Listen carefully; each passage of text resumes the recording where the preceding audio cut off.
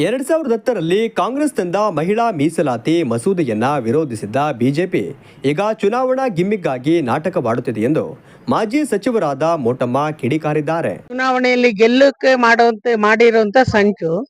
Actually ಮಹಿಳಾ ಮಸೂದೆನ ಈ 3ನೇ ಟರ್ಮ್ ಮೋದಿ ಇದಾಗ್ತಿದ್ದಾರೆ, ಪಾಸ್ ಮಾಡಿರ್ಬೋದಾಗಿತ್ತು. ನಿಜವಾದ ಕಳಕಳಿ ಮಹಿಳೆಯರ ಬಗ್ಗೆ ಇದ್ರೆ ಮಹಿಳೆಯರು ಪಾರ್ಲಿಮೆಂಟಿಗೆ ಬರಬೇಕು, ವಿಧಾನ ಸಭೆಗೆ ಹೋಗ್ಬೇಕು.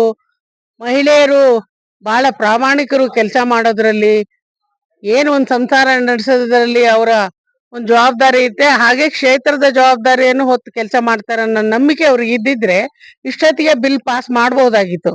ಬಿಲ್ ಪಾಸ್ ಆಗಿದೆ, ಅದಕ್ಕೆ ಕಾರ್ಯಸೂಚನೆ ಹೊರಡಿಸಬಹುದಾಗಿತ್ತು.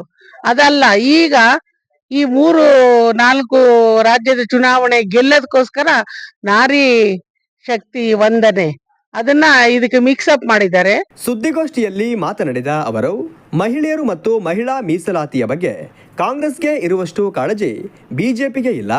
2010ರಲ್ಲಿಯೇ ಕಾಂಗ್ರೆಸ್ ಮಹಿಳಾ ಮೀಸಲಾತಿ ಜಾರಿ ಮಾಡಿದಾಗ ಅದನ್ನ ವಿರೋಧಿಸಿದ್ದು ಇದೇ ಬಿಜೆಪಿ. ಈಗ ಮಹಿಳಾ ಮೀಸಲಾತಿ ಬಗ್ಗೆ ಮಾತನಾಡುತ್ತಿದ್ದಾರೆ ಎಂದು ಆಕ್ರೋಶ ಹೊರಹಾಕಿದ್ದಾರೆ. ಮತ್ತು ಡಿಲಿಮಿಟೇಷನ್ ಮಸೂದೆನೂ ಕೂಡ ಮಿಕ್ಸ್ ಅಪ್ ಮಾಡಿ ಕಾಂಗ್ರೆಸ್ನವರು ವಿರೋಧಿಗಳು ಅಂತ ಹೇಳಿದ್ದಾರೆ. ಕಾಂಗ್ರೆಸ್ ಇತಿಹಾಸದಲ್ಲೇ ಮಹಿಳೆಯರ ವಿರೋಧಿ ಕೆಲಸ ಮಾಡಿಲ್ಲ, ಮಹಿಳೆಯರ ಪರವಾಗೇ ಮಾಡ್ಕೊಂಡು ಬಂದಿದೆ. ನೆಹರು ಕಾಲ ಇರ್ಬೋದು, ಇಂದಿರಾ ಗಾಂಧಿ ಕಾಲ ಇರ್ಬೋದು, ರಾಜೀವ್ ಗಾಂಧಿ ಕಾಲ ಇರ್ಬೋದು. ಈ ದೇಶದ ರಾಷ್ಟ್ರಪತಿ ಮಾಡಿದವ್ರು ನಾವು, ಈ ದೇಶದ ಪಾರ್ಲಿಮೆಂಟಿಗೆ ಸ್ಪೀಕರ್ ಮಾಡಿರೋರು ಕಾಂಗ್ರೆಸ್, ಮತ್ತೆ ಬೆಂಗಳೂರಿನಲ್ಲಿ ಮೇಯರ್ ಮಾಡಿದವರು, ಮಹಿಳಾ ಮೇಯರ್ ಮಾಡಿದವರು ನಾವೇ.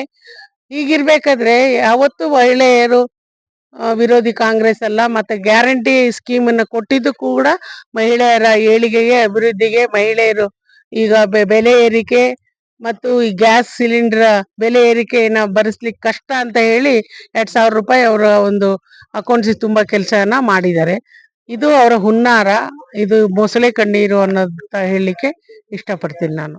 ರೇಖಾ ಹುಲಿಯಪ್ಪ ಗೌಡ, ಹೇಮಾವತಿ, ಕವಿತಾ, ಕಲ್ಪನಾ, ಶ್ರೀನಿವಾಸ್ ಉಪಸ್ಥಿತರಿದ್ದರು.